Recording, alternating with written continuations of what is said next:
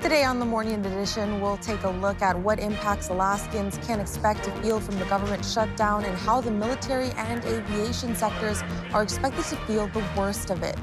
Plus, elections in Fairbanks are drawing ever closer. We'll take another dive in to hear from some more of the candidates before it's voting time. And later, this painting may very well be the longest in not only the U.S., but the entirety of North America. We'll find out all the details as the Morning Edition starts now. Wow, how long do you think it is? I don't even know. You caught me off guard with that question. Sorry. But being the longest in possibly the North America, well, I'm gonna go with 1,000 feet. 1,000 feet? 1,000 wow. feet. We're just gonna throw that number out there. Yeah. Well, we are waking up to some ongoing rain showers that continue across South Central. It was a wet evening through the night. We did see some breezy conditions yesterday. You may notice as you get out on the roadways today that we got a fresh coating of some of those leaves that have been falling off of the tree with those breezy conditions that we've been seeing. 44 degrees is where we're currently sitting at here in Anchorage. Now, parts of East Anchorage managing to dip into the 30s this morning, particularly out towards Campbell Creek. But many areas across South Central continue to remain in the 40s.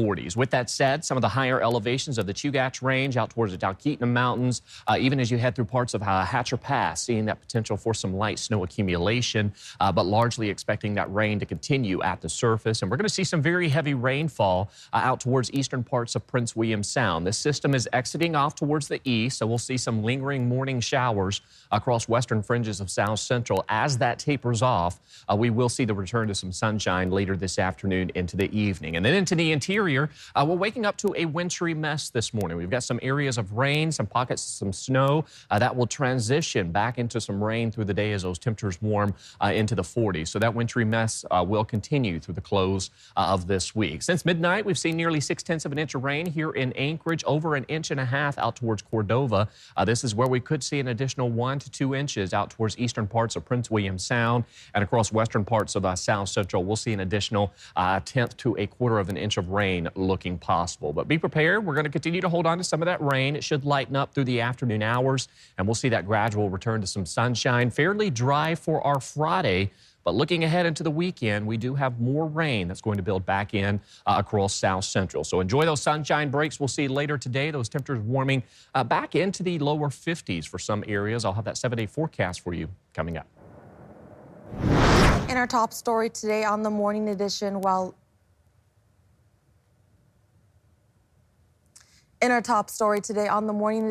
lawmakers fight it out in Washington, the consequences are already reaching Alaska and hitting military families the hardest. So what does that mean on the ground? More than 32,000 service members, their families, and civilian workers at JBER are now dealing with uncertainty, from delayed paychecks to the loss of on-base services. Military missions continue, but until the shutdown is resolved, pay for those serving will be frozen in place.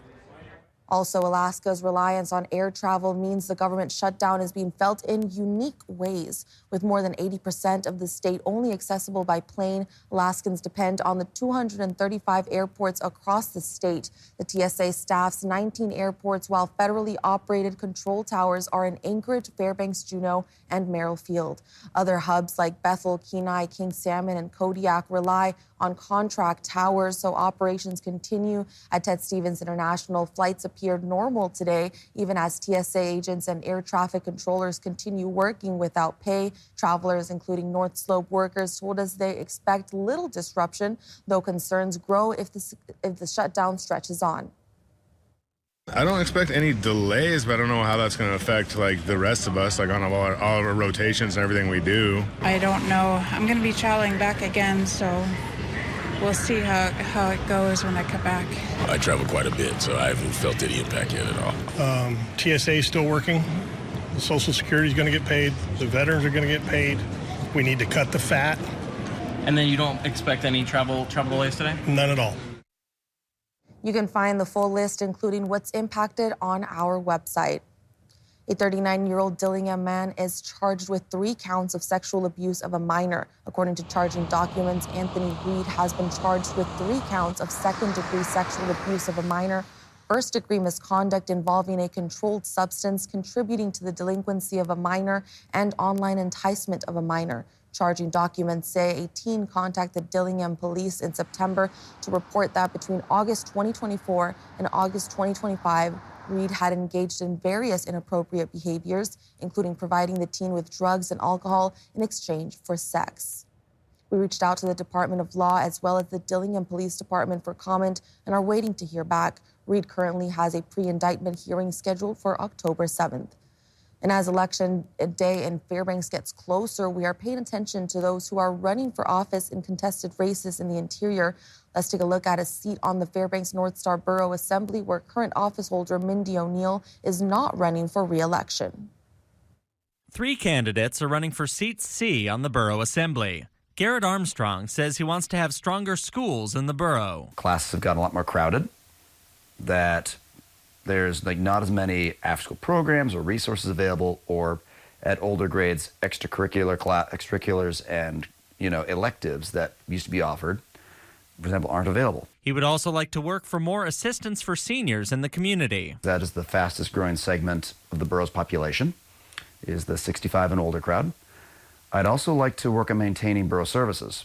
It's not a terribly exciting thing, but I believe if we can keep borough services at the current level they're at, even with the projected budget shortfalls that are coming up this year and the year ahead, I think that'd be a great accomplishment. Meanwhile, J.T. McComas Rowe aims to do something about the borough's property taxes, which he says are too high. I've watched my own property taxes go up year after year. I've got people in my family who were talking about leaving our community because their taxes are now so high that it's in the case of my parents, it's their largest annual expenditure. He says the tax cap is important and that properties are being assessed too aggressively. And the reason for that is there's pressure for assessments to be high, because that's one of the ways the borough gets around the tax cap, is by raising assessments, because of course they get to collect more tax revenue based on how high they assess the value of your home. Finally, Jeannie Olson hears community concerns where the Assembly can make a difference. Their concerns are,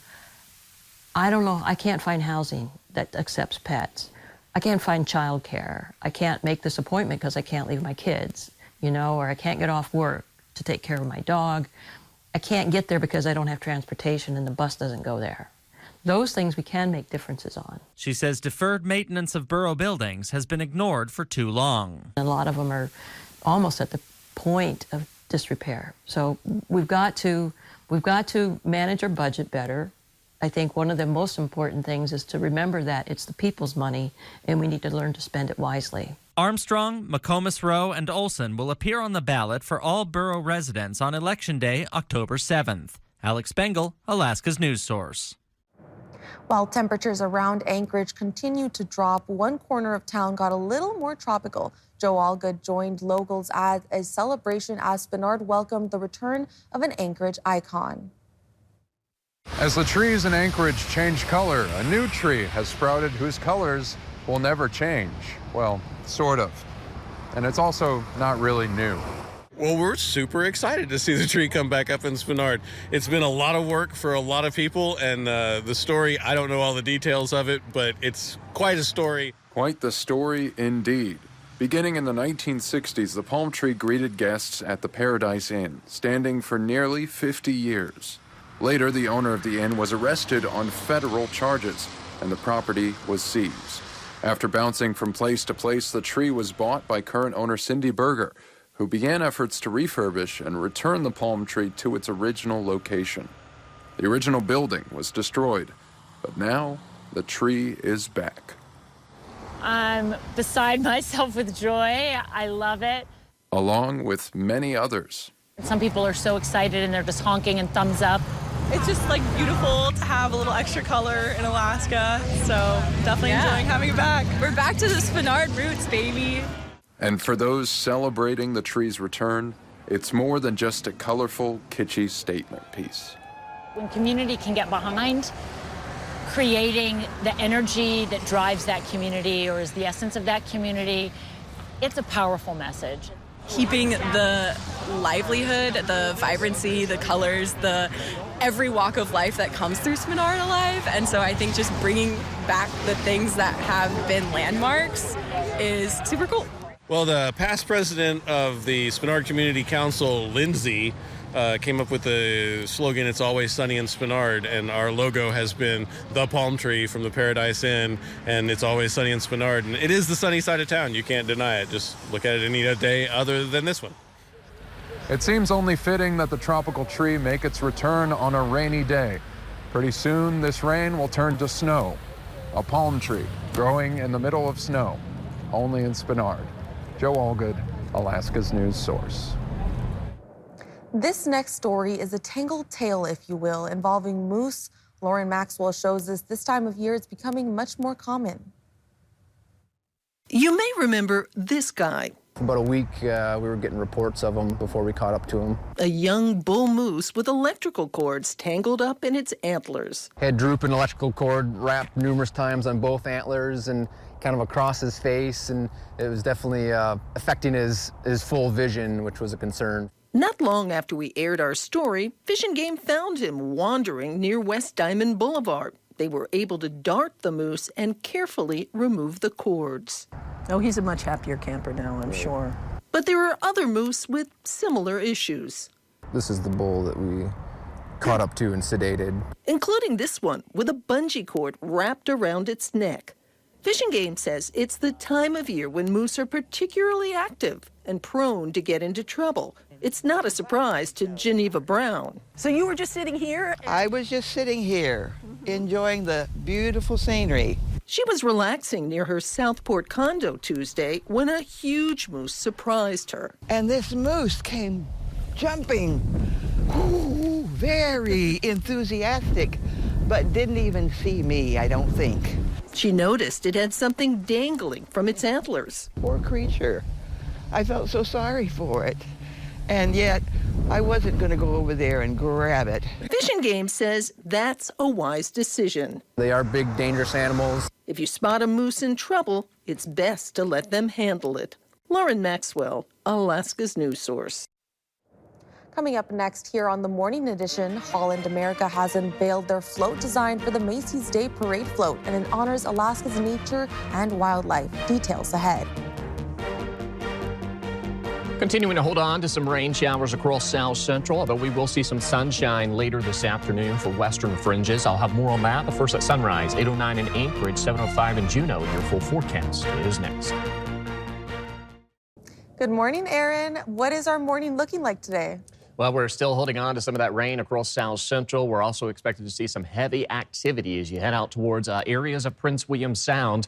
And we continue to hold on to some winter weather to the north. You're waking up in Fairbanks and surrounding areas with a rain-snow mix, while the hills surrounding Fairbanks and some of those higher elevations is seeing a better chance for some of that snow accumulation. We will see the return to some strong winds and rain for areas out west, particularly as the week draws to a close and we welcome in the weekends. We've got a series of storms that will build into the Bering Sea, as well as portions of the Aleutians. We're waking up this morning.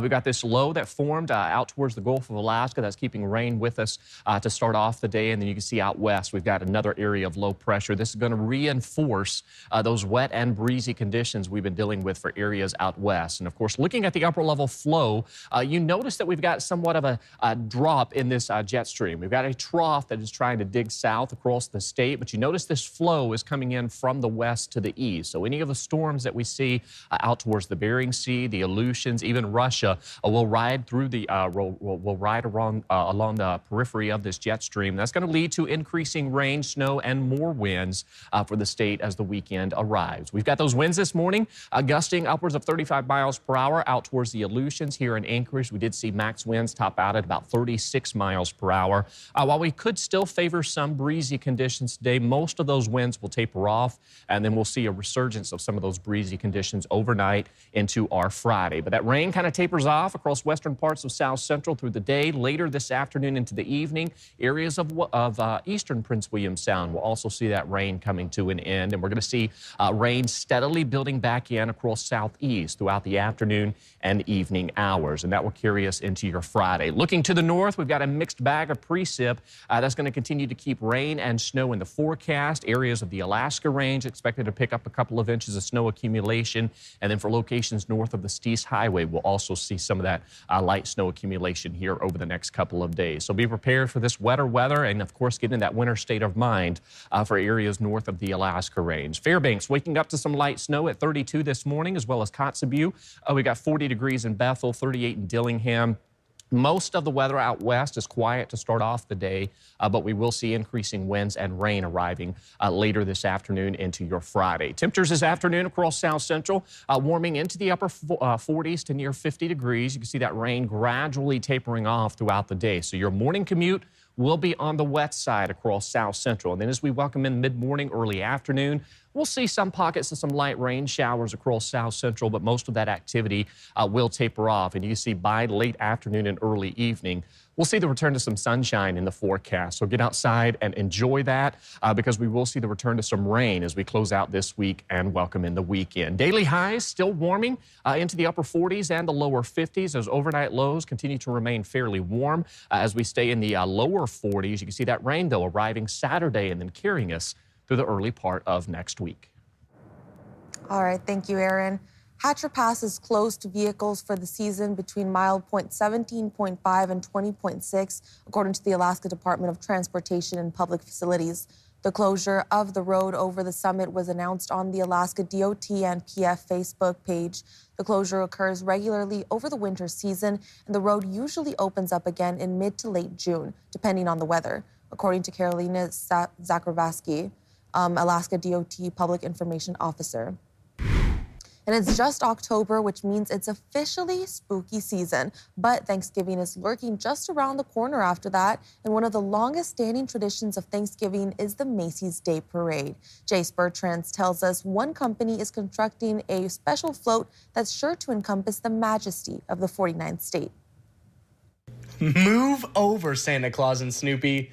Along with the faces you know and love, a new float is set to honor the last frontier for Macy's 99th Thanksgiving Day Parade. We've had a lot of conversations with Macy's over the years, and I think it just one thing led to another, and the opportunity with the parade presented itself, and we jumped in.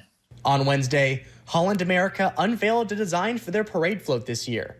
According to the company's public relations specialist, Carl Hensley, the float will be paying homage to Alaska's nature and wildlife. The biggest part for us was just seeing the designs come to life and working with the incredibly talented Macy's design team on our float and kind of executing against the vision that we had discussed early on and kind of the concepts for the parade float. While Macy's is 1 year shy of the parade's centenary celebration, Holland says they're marking their own milestone, 78 years of cruising Alaska's coastline. It's really exciting for the two brands to come together and then to celebrate Alaska and just bring that to the streets of New York. While Hensley couldn't reveal any more details about the float, he did promise more to come as the Thanksgiving tradition draws near. We're doubling down on our Alaska tribute all the way around. So pretty excited about it coming together. Jace Bertrand, Alaska's news source. Thanks for listening to our podcast. Click subscribe so you can get the latest podcasts from Alaska's news source automatically and stay up to date with breaking news and in-depth reporting available for free 24/7 with the Alaska's news source app.